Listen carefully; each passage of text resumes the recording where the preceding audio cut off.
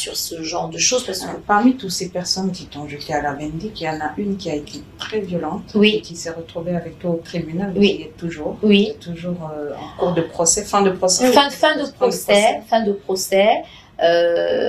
Cette dame-là, je n'aurais pas grand-chose à dire sur elle. Je pense que quand on a déjà ramené un problème devant les tribunaux, on fait confiance à la justice. Voilà, mais tout ce que je sais, c'est que cette femme, elle a été déjà d'une maladresse. Et alors, c'est pire de savoir que c'est une femme qui elle-même a été mariée, qui elle-même a été veuve, qui a traversé les moments difficiles dans sa vie. Sa vie n'est pas non plus un fleuve tranquille et que c'est elle qui ne me connaît pas, qui ne connaît pas mon histoire avec Achille, qui s'accapare comme ça. Vous ne vous connaissiez pas du tout. C'est pas une femme, j'ai jamais vue de ma vie. C'est-à-dire, c'est une personne qui m'avait contactée sur les réseaux sociaux, c'était en 2013-2014. 2013-2014. Voilà, je vivais aux États-Unis, qui m'avait contactée via Facebook. Elle vendait des vêtements.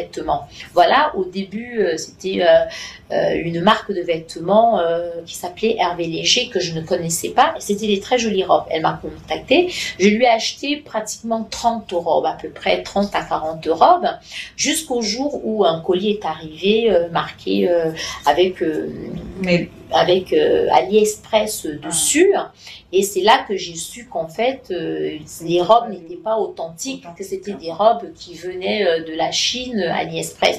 Bon, c'était ça un peu le seul lien le seul lien qu'on avait, les commandes de robes, et ça s'est arrivé. Donc à un moment, elle repostait mes photos et elle me vendait des robes qui coûtaient $30 à 300 €, 400 €. Wow. Donc j'avais très vite compris à qui j'avais affaire et j'avais coupé tout lien. Donc j'étais très surprise. Donc quelques temps avant l'histoire d'Achille, elle avait posté, elle avait mis un communiqué qu'elle était à ma recherche, que oui, je recherche une amie à moi qui vivait aux États-Unis, qui était une cliente, nanana. J'ai eu vent de ça, j'ai même eu la capture d'écran, mais j'ai jamais donné signe de vie parce que je n'étais pas sur Facebook et c'était pas mon sujet, c'était pas ton monde, c'était pas mon monde, voilà, je n'avais rien à partager avec elle. Tu te retrouves des années après et tu as cette femme qui qui s'acharne sur moi et enchaîne plusieurs panels. Quelque chose qui est très courant parce qu'on est à cette époque où voilà, chacun se permet de tout dire.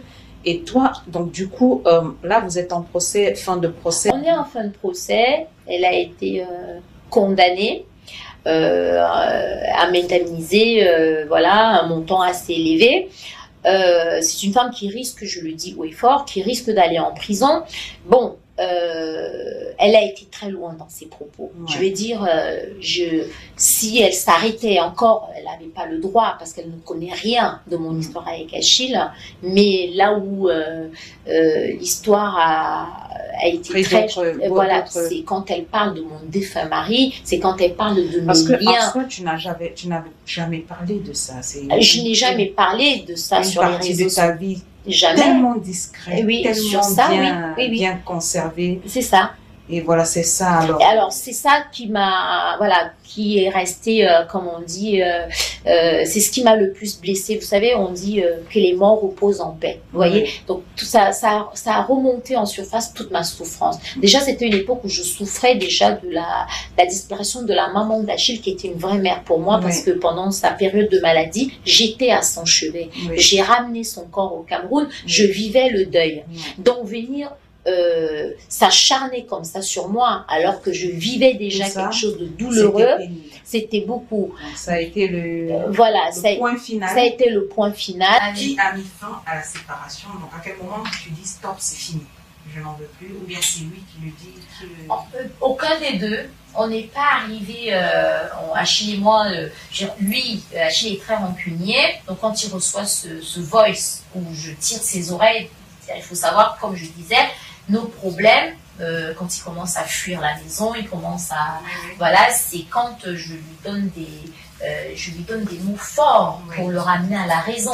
Donc, quand ce voice arrive, c'est un voice qui est dur. C'est-à-dire, c'est une femme qui parle à un homme qui dit « Ressaisis-toi, ta mère n'est plus là, ressaisis-toi. » Et là... comme à l'accoutumée, il se braque complètement. Et là, il dit, elle m'a insulté, moi je peux pas accepter ça. Alors lui, il le prend comme ça, alors que même moi, je suis dépassée par les événements parce que sa mère vient de décéder.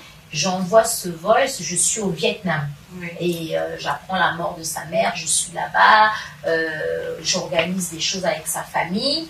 Donc quand je lui envoie ce voice, c'était pour dire, écoute, nous on est en train de se démener. Donc ce voice vraiment a été la fin. Ça a été la... vous savez, je peux pas parler de... Oui, je ne peux pas parler de ça entre Achille et moi parce que on avait des choses, Achille et moi, on s'était dites, comme, voilà, et que quand on sera à la fin de notre histoire, quand on dit, vous savez, les gens peuvent être séparés physiquement, mais ils ont un lien. C'est le cas. Ils ont un lien où, même s'ils veulent, il n'y a pas un jour où, la preuve, il n'y a pas un jour où quelqu'un ne me parle pas d'Achille. Et il n'y a pas un jour où on ne parle pas de moi à Achille. La preuve, on m'appelle la lionne du 10. Ça reste.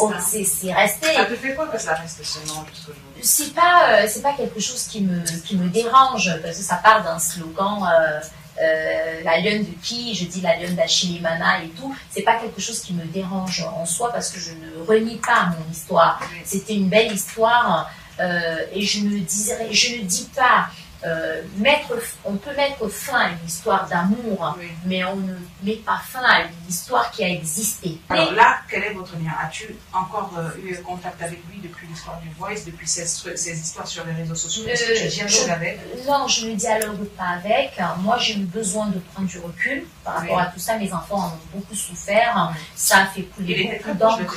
Oui, surtout de ma petite fille. Voilà, et... il y a aussi des gens qui nous aimaient, qui ont été blessés par cette histoire. Voilà, c'est vraiment pour dire que c'était pas une histoire qui appartenait aux réseaux sociaux, c'était d'abord toute une famille. Donc aujourd'hui, Achille, avec tout ce qui lui arrive, c'est-à-dire sa fin de carrière, ses addictions, ses dépressions, la perte de sa mère, l'histoire avec moi, parce que ces photos se sont quand même retrouvées sur la toile, même si on continue à vivre, ça reste quand même quelque chose qui reste. Financièrement, ça s'est passé comment avec vous? Comment gérez-vous les finances et est-ce que ça a posé problème après séparation? En quelques minutes, parce que c'est long. Séparation, c'est-à-dire après les finances de nous deux. Vous aviez un compte. À partir du moment, on avait énormément de choses. On avait une entreprise à E10 qu'on avait montée. On avait un confort de vie qui était, voilà, tout ça. À partir du moment on s'est séparés, bon bah chacun est parti de son côté et a essayé de gérer. Moi, voilà, de gérer sa vie de son côté.